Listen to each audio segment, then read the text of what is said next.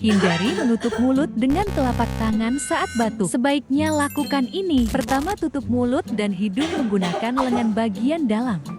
Kedua, gunakan tisu, lalu segera buang ke tempat sampah. Ketiga, cuci tangan 6 langkah dengan sabun antiseptik berbasis alkohol.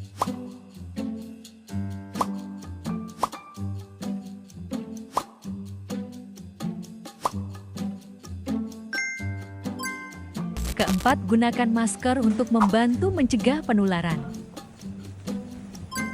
Yuk terapkan etika batuk yang benar demi melindungi diri dan sekitar.